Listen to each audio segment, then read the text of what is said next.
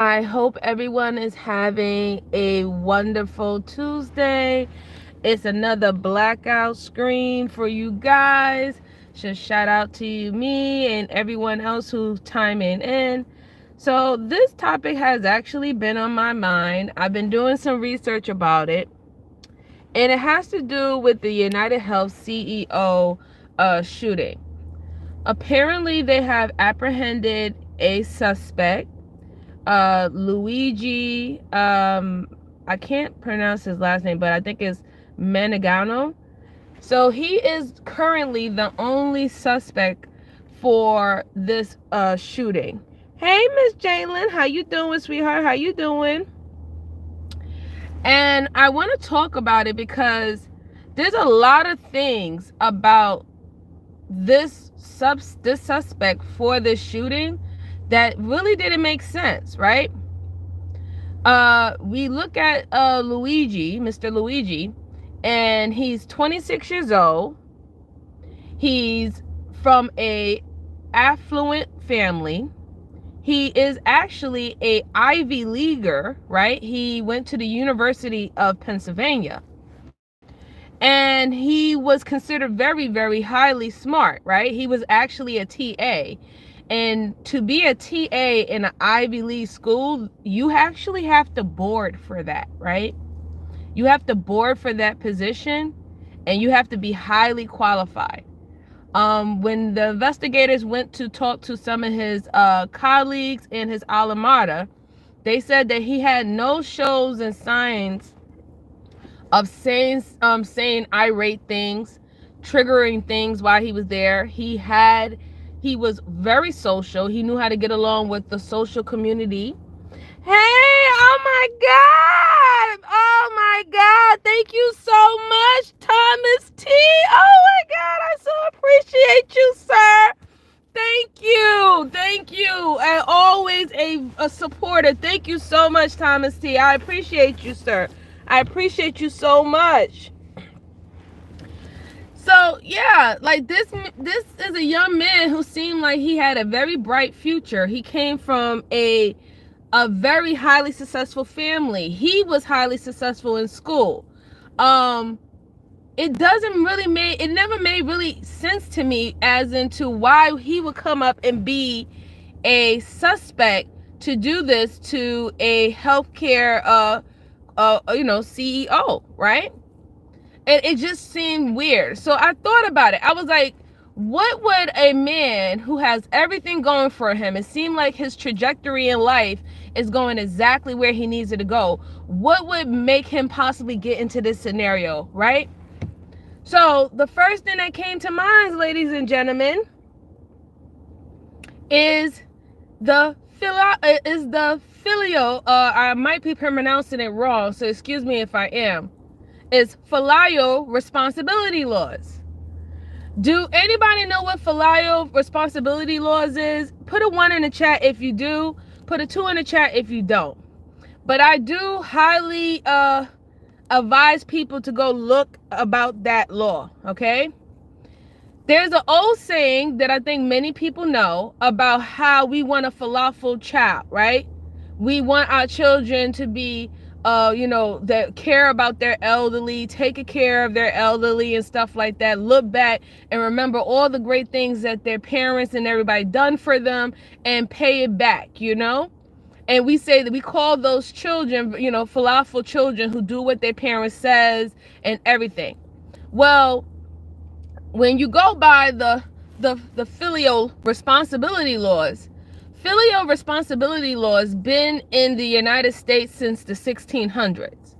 It's literally what laws that are saying that children are responsible to take care of their parents in their older age. And that can go to their medical care, health care, living circumstances, even their debt, you name it, right? So when I did a little bit more research on the falafel responsibility laws, 30 states in the U.S. has these I cannot pronounce this word all the time, but it's filial responsibility laws. 10 states don't. However, these laws have been on our books, in our docs, all this time. It's just so happened because our society is more, about capitalism. They have not necessarily ever used those laws, right? They really don't hold on to those laws. Yes, it's a really old law. Exactly. Perfectly imperfect. So the reason why I'm bringing this up is because maybe, and this is all speculation, and this is all for educational purposes and entertainment, but oh my God, hey Omni, what's going on? But the reason why I'm stating this is because what if the reason why that young man who has everything going for him, the reason why he probably had committed it, because mind you, he has not been charged necessarily. This is all him being the suspect that's being arraigned on this situation. What if he did it because of the filial responsibility laws? What in fact his parents are dealing with medical or elderly medical situations that their health insurance policy won't cover or pay. And when it goes by the filial responsibility laws in certain states, it will be the child's responsibility to pay it. What in fact that maybe his trust fund or his inheritance was going to be infected by the simple fact of the medical bills and stuff that his parents might had, and that could have been a motive as into why he would do that. Now, hear me out. If you go and look at United Healthcare health insurance has one of the their premiums are one of the highest out of all private healthcare insurances. And they do have clauses in there that the insurance that you're paying for them don't necessarily cover conditions existing conditions, right? There's things about that you have to look into the healthcare United Healthcare policies and stuff that they have to see what could have been an issue as into why he could have been a target. Hey Josh, how you doing? So what if that is a possibility? What if that's a possibility as into why this young man could have had a vendetta against a particular health insurance company and the CEO, right? Just think about it. Not necessarily the truth, but just really actually think about it. And then while we're thinking about that, if that is a possibility, just to show you how smart this man is, he used a ghost gun. What's up, Royce? He used a ghost gun. If you don't know what a ghost gun is, that is a DIY gun. Literally a individual man-made gun that was made at home. You got parts that will make a gun, and you can assemble it to make an actual gun at home and use it as any other gun. Now, most of the time when it's the problem with a ghost gun is it's not traceable, right? Most of our guns have serial numbers that is associated with a government issue company or a federal government itself, meaning it can be tracked because this is one of their products. When you have a ghost gun, that is not traceable. That is literally made from home, from different parts. You can buy different parts from all over the world to make this ghost gun. That's how smart this man is. And especially if he's an Ivy Leaguer, yes, him making a ghost gun was not going to be hard. That was not going to be rocket science, rocket science for him, right? And to also have it untraceable. The only thing that he really messed up with is because apparently, I don't know, because there's been a lot of suspects of killings and murders and all that stuff like that. They always getting caught at some fast food restaurant. I don't know what it is about a lot of people who do these type of crimes that they are infatuated with fast food restaurants. If it's not McDonald's, it's Burger King. And if it's not Burger King, you catching them at Taco Bell. Like, I don't understand. Oh my God. Wait, hold on. Let's see. You said you heard a woman celebrating this guy's. Oh no. That's not good. That's not good. He does have money, Royce. He comes from a wealthy family. So, like, even in the middle of all this, right? I do believe that there is signs of affluenza in it, right? Because he comes from an affluent family. He went to the University of Pennsylvania, which is an Ivy League school. A lot of our presidents went to the University of Pennsylvania as well, right? So he's an Ivy Leaguer. He was top in his class. He was a TA in the University of Philadelphia, which I said that is a boarding position. You don't just become a TA. That's a teacher's assistant, if y'all don't know what the abbreviation is. You don't just become a teacher's assistant just like giving it out like candy or anything like that. No, it's not. A TA is completely different than a RA, right? A RA that's at a campus, right? TA is completely different. And he was the TA around 2019.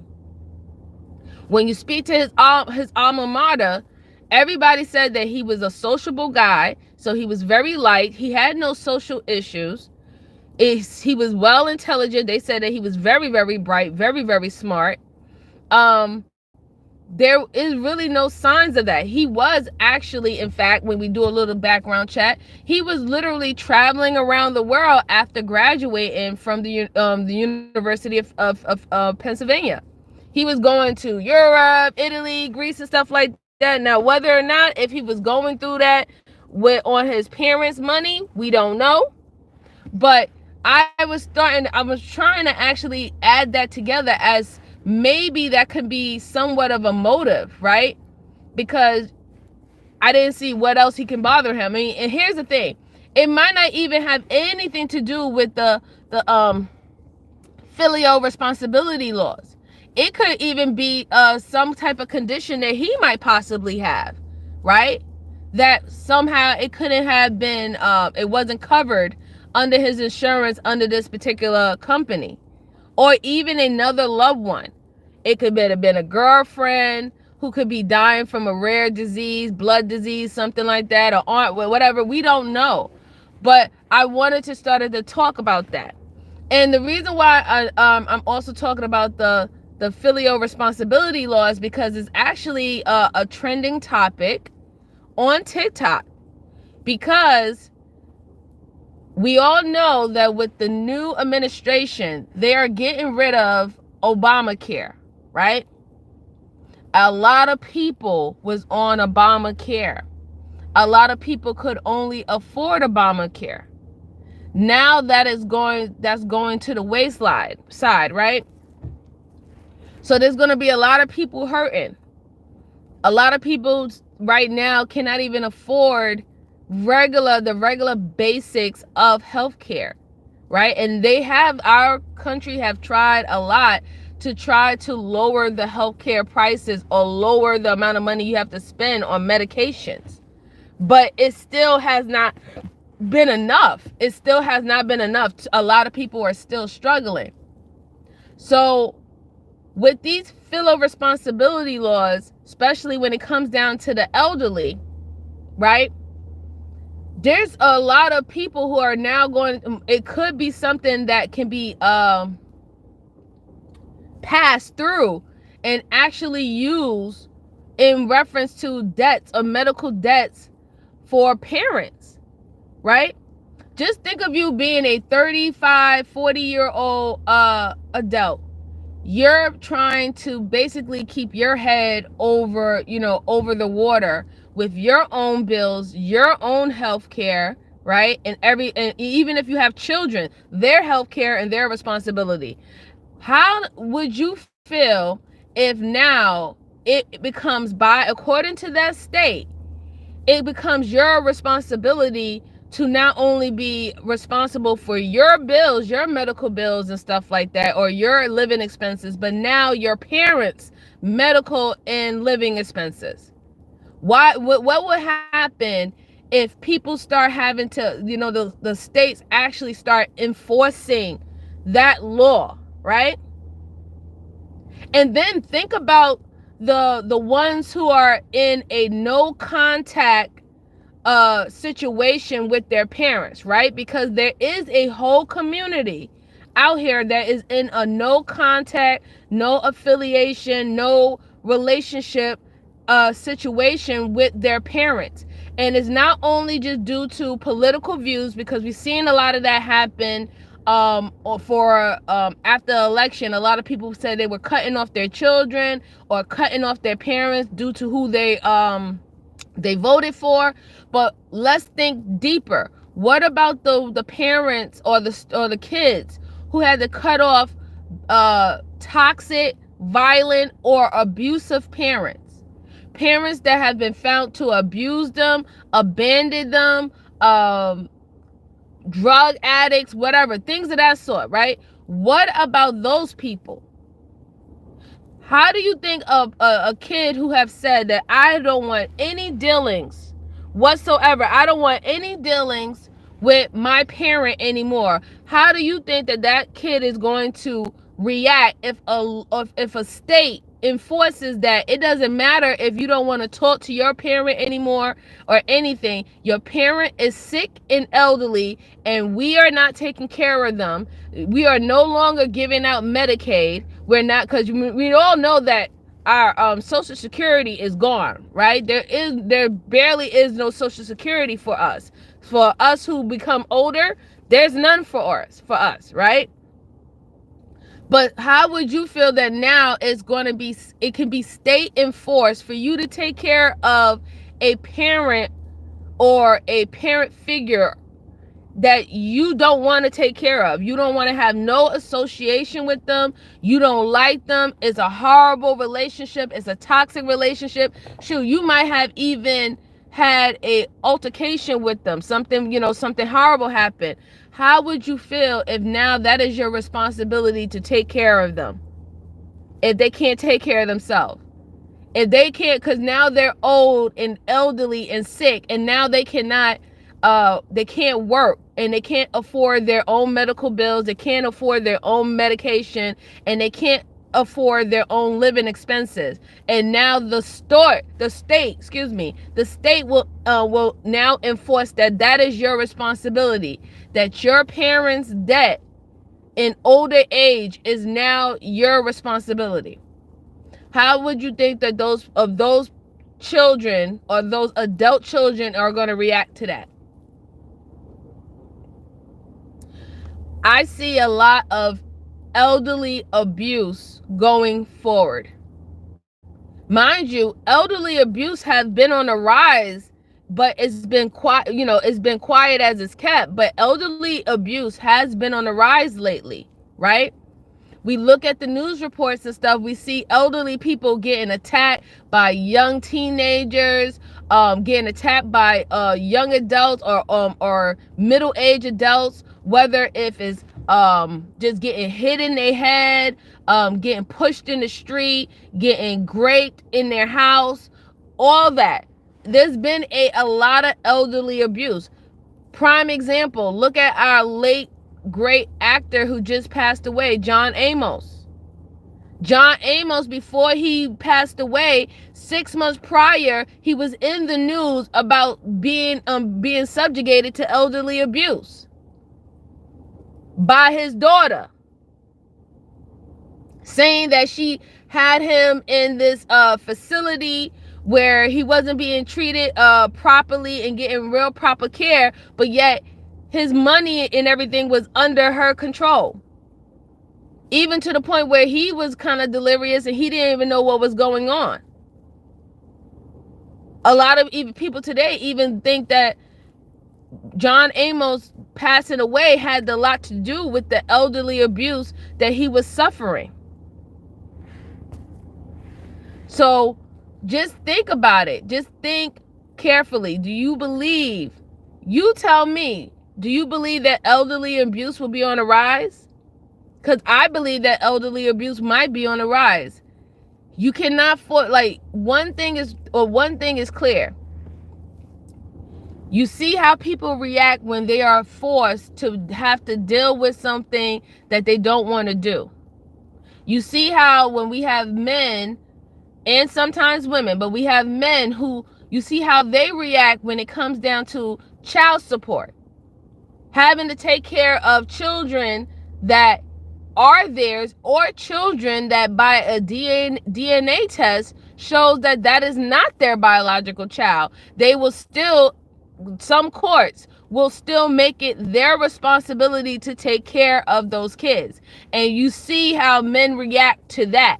So again, what do you think will happen if it becomes a child who is exchanged to her parents or his parents? What you think is going to happen to those parents if they get old, sick, and they don't have any investments, they don't have any retirement, or their retirement been spent up due to just living expenses, or it's going to be tied into whether or not if you can get them into a good senior citizen community or home or a nursing home. How do you think that these young adults that are children to these elderly people are going to feel that if the state start forcing them to take care of their elderly parents, and it's going to be their financial responsibility to do so? I believe that we will see a uptick in elderly abuse, or in fact, elderly unaliving. I do believe that. I think that it would definitely be a uptick in that. See, me, for example, the filial responsibility laws don't affect me because I've been doing that since I've been an adult, right? I am what you would consider a filial child to my parents, right? When my father got sick, I took care of my father all the way until his last breath. I held my father's hand when he took his last breath. I wanted to be there for that. You know what I'm saying? And ever since my father passed away, and it's been going on, what, 7 years? 7 years? Yeah. No, actually longer. It's about to be 10 years. So 9 years. I've been also taking care of my mother ever since my father passed. I literally retired my mother. I retired her. She didn't have to work. She don't work. And she haven't worked. I retired her. So I have already, when it comes down to it, have already took full ownership and responsibility when it came down to the filial responsibility laws of taking care of your parents. But then also, I am not in the same boat in situations where other people might be with their parents. I love my parents. I had great parents. They did everything for me. They set me up beautifully as best as possible. They worked. They did everything they needed to do. I have great parents to honor. That's why I do what I do and did what I did for my father and now my mother. But I know that not everybody's story is like mine. I know that not everybody had great parents or even had a good relationship with their parents. Some had toxic relationships. Some had actually been abused by their parents. And now I look at it like, golly, if you was a child that was abused by your parent and you had to be taken away from your parent in a young age, or you had to file for emancipation against your parents to go live by yourself because it was so toxic, to now get up to an age of adulthood where you've been taking care of yourself this whole entire time, that it can be a possibility that the state will force you to have to take ownership, financial ownership, or medical care responsibility of that parent. And also to think about it too, I looked up to double check to see, well, would that child be responsible if the parent lives in a different state? And by me doing my quick little research, yes, you are still responsible. So your parents can live in, I don't know, Seattle, and you can live in Michigan. You can still be responsible by law, be responsible to take care of your parent. Now, Michigan is one of the 10 states that do not follow the filial responsibility laws. However, Seattle does follow the filial responsibility laws. So if your parents live in one of those states that has those laws on the books, it doesn't matter if you don't live in a state that doesn't represent those laws. You will still be liable. You will still be liable under certain circumstances. Now, this is a possibility that they might be doing that. So I hope that, we are paying attention to that, because I hate to tell you guys, but most of the states who voted red in this administration, most of those states have the filial responsibility laws in it. I'm just saying, the majority of the states who has these filial responsibility laws were actually literally the same states that voted red or voted for this new administration. And we know that this administration wants to get rid of the Obamacare or the Affordable Care Act. So people know that it's not called Obamacare. The actual name is the Affordable Care, right? But yeah, they are in motion to get rid of that. They're in motion to get rid of that.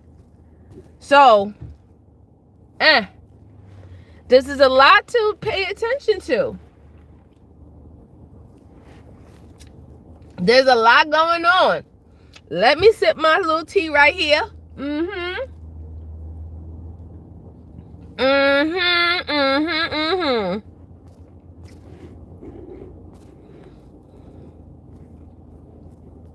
Let's see. Let me see what some of these people were saying. Hey, TMKC, how you doing? Let's see. My insurance premiere just went up. Yeah. Let's see. She said, TMKC said mine is up 300 plus. United Health from HSA to regular. Yes.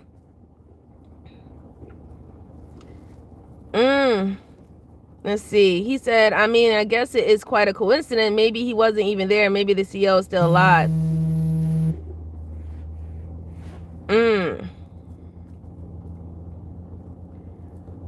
Yeah. I see that. Yep. Recipes, John Amos. Yes. Let's see. Roy said they got all these robots but can't find a way to make some type of bed that prevents elders from developing deformity from being in bed all day. Well, you know what's the thing about it is, Royce, those things that you see about the elderly being in bed and stuff, like, first of all, when if you go to a nursing home or anything like that, it is it's a part of protocol and policy that you are supposed to get up, sit up, be active, go into the garden or something like that. You know, even if you have to get in your wheelchair or something, right? Now, when it comes down to bed sores is solely just negligence, okay? Don't let anybody tell you that bed sores is something normal. It's not. Bed sores is negligence, because that means that a person was sitting in their feces or sitting in their urine for a certain amount of time that pretty started to erode the epidermis of the skin. So bed sores is negligence, because you are supposed to get changed every single time you defecate or you release your urines and fluids. You're supposed to be changed. You're not supposed to sit in it for hours or something like that. They don't put it past when it comes down to children and babies who be sitting in their pee and or in their diaper for hours. Then it's the same case or the same situation when it comes down to senior citizens. Let's see, dummy magma men child. Yes, yes. But this is what I wanted to talk about on this little late night tip with you guys. And as always, like I said, please go out and do your research, right? We are only having conversation. We are only having conversations. And if you can come back and you can give me any more detail about this information, that would be great.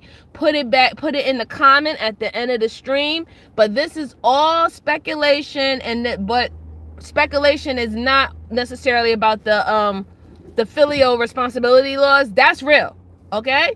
That is real. That filial responsibility law is real. It's been around since the 1600s. It has always been the responsibility. It has always been the responsibility of the child to take care of the elderly. And quite frankly, I think that is going to be the trajectory of United States going forward, because they are going to try to find a way to lower Medicaid, right? Lower Medicare, and also try to find a way to, I guess, even lower Social Security benefits and stuff like that. So all the assistance and stuff that we have for the elderly, they're going to try to pass that back down to the family members. I see it. I foresee it, that is the route that they're going to be heading to. And we all know that people today are suffering. There's people now who can't even take care of their kids, let alone themselves. How in the hell are they now going to be able to take care of their elderly parents in that way? Even at one point, they were they're still doing it today, but they're actually paying family members to become healthcare providers for their elderly family members. You can sign up to one of these companies, and if you want to take care of your aunt, your grandma, or whoever needs assistance, you can sign up to be their healthcare taker and actually get paid a wage for it. I think it's like $15 starting, right? You'll get paid $15 an hour starting to take care of your own family members. And I thought that was actually a really good program, because there are people in their family who don't trust other people with their family, right? Especially if they're very religious bound or culturally bound. There's certain things that a family member will know what to do versus just a regular healthcare worker or professional. They're not going to really abide by whatever your cultural or religious dynamics is. So to have someone who do understand and who would want to do it, and because they care about that person, they felt that would be the best care for anybody who's in that type of situation or in a capacity situation. But I think that this is something that we need to be paying attention to and looking out for. Go and check and see the map yourself. See if you are in a state that has the falafel responsibility laws. You're gonna have to start having those conversations with your elderly loved ones, your mother, your father, or whoever's your father figure or guardian, legal guardian. You're gonna want to have those conversations with them and get ahead of the riffraff. Get ahead before the hammer drops, okay? Because quite honestly, this just didn't come out of nowhere. They're talking about this because there is things that is happening that is in the works. People are probably being held responsible or getting medical bills sent to their house to take care of a parent or a guardian that they have no dealings with or don't want no dealings with. If they don't even want to be bothered with them in life, what makes you believe that they want to pay or be responsible financially for them, right? And you know what happens. We all see what happens when we force people to do things that they don't want to do. Abuse comes. Abuse comes. Well, guys, that's all I had for you tonight. Thank you so much for rocking out with me. Like I said, please go do the research yourselves and just keep in mind, just keep it open that could have been a possibility, a motive as into what happened. We don't know. When more things come out, I'll be following this case and I'll put it up there for you guys. And I want to say shout out again to T. Thomas. Thank you so much for the $100 super chat. I appreciate you, sir. I appreciate you. Just like I appreciate Jalen yesterday with the $100 super chat to me. First one to ever. That was my first super chat in life, and I appreciate you. Your girl's monetized now. Monetized, and we're gonna be doing great things, and just stick around. So before y'all go, hit that like button, comment, subscribe to the channel, share out to anybody who is interested in this content, and I will see y'all on the next one. Peace out. Bye, everyone. Woo!